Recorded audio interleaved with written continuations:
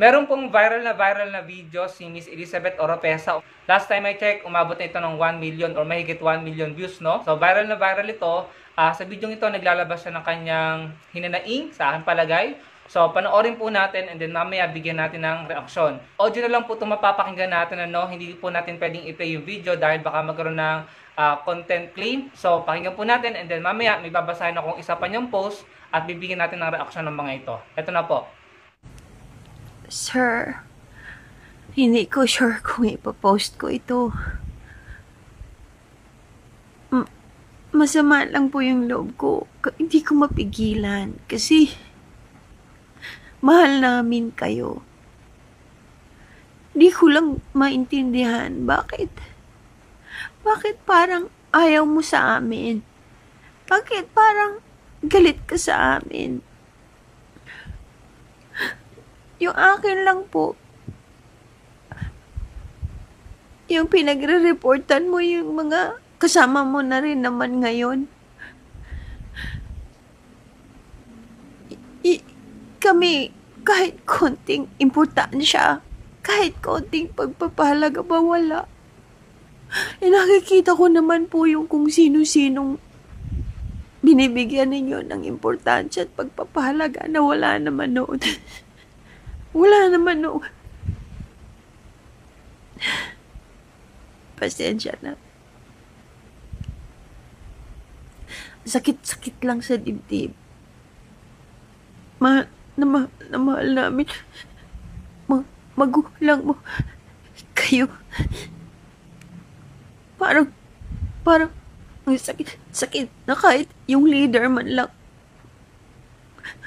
Hindi mo maisip. Yung para bang may ma-report kami sa mga tao, linikom namin noon. Para masabi namin yung totoong nagbigay ka ng importansya ng kaunting pagpahalaga. Yun lang. Sana wag mong masamain itong mga sinabi ko. Hindi mo ko kaaway. Kakampi mo ko. Hindi mo kami kaaway. Kakampi mo kami. Salamat po, sir. So yung po napakinggan natin, no, yun yung sinabi niya. At ang dami na pong nakapanood niyan, milyon na, mahigit 1 milyon. At samot-sari po ang naging komento ng mga tao. At ito po yung ilan sa mga naging post niya pagkatapos ng kanyang viral video, no. Makikita niyo naman to sa kanyang Facebook page, no, para makita niyo yung buong konteksto at impormasyon ng mga post niya. Ayan. Pakibasa na lamang po. Ayan po. Bilang reaction po dyan, ano, ako bilang sumuporta sa mga sinuportahan ko nung nakaraang taon. Although, wala namang pinapatunguhan dyan si Miss Elizabeth Oropesa. Wala siyang binanggit na pangalan, no. Pero para sa akin, obvious eh. Obvious kung sino tinutukoy niya. Considering dun sa mga sumunod na post niya, no. So, sobrang obvious kung kanino niya ina-address yung kanyang pahayag na yun, yung kanyang viral video, no. Pero ako, para sa akin, sumuporta ako dun sa sinuportahan ko last year, no, noong 2022.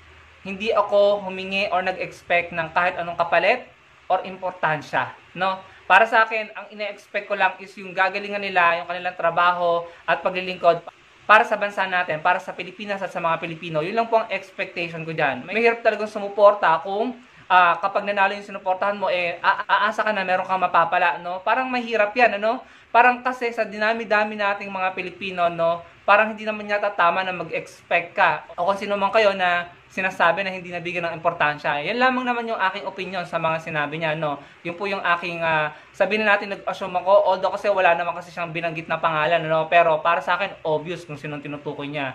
So, yun po yung unang reaction ko. Or maaari namang dahil siguro may mga ibang grupo na sumuporta din doon sa sinuportahan niya at nakatanggap ng importansya na sinasabi niya or siguro pansin, no, or may napala after manalo, and then yung grupo nila ni Miss O, ni Miss Elizabeth Oropesa siguro ay walang napala, no, or walang importansya na nararamdaman yung kasi yung sinasabi niya no, importansya, no. So yun po yung aking pag-a-assume diyan, ano, sa sinasabi ko na nag-a-assume ako dahil mahirap naman na sabihin mo na ito talaga kung hindi ka naman sigurado, no.